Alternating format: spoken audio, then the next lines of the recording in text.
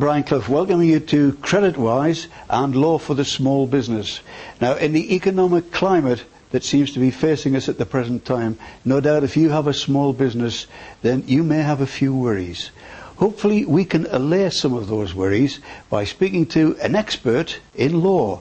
In fact, it's James N. Doran, LLB, who is a solicitor for England, Wales and Northern Ireland.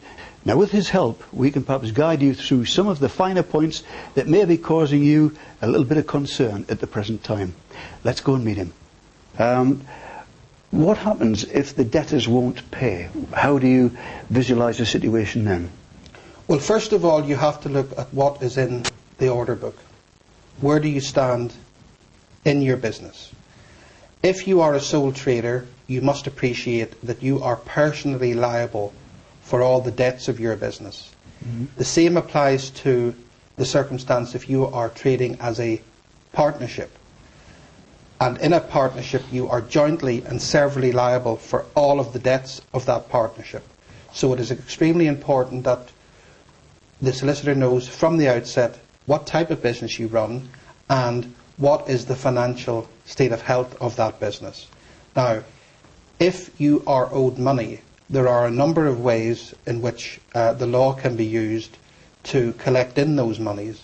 The first thing that you would need to address is, have the bills been properly invoiced? Have the contractual terms been spelt out?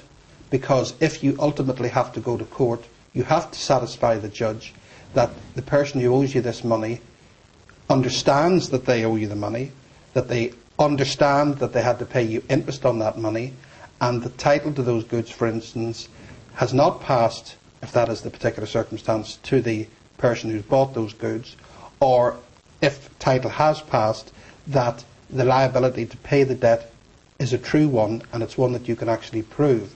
So it is very, very useful to have good business practice from the outset in properly recording your invoices, spelling out in the documentation that the debt becomes payable on a certain date, and if you are to charge interest, that interest is spelt out and becomes liable upon default.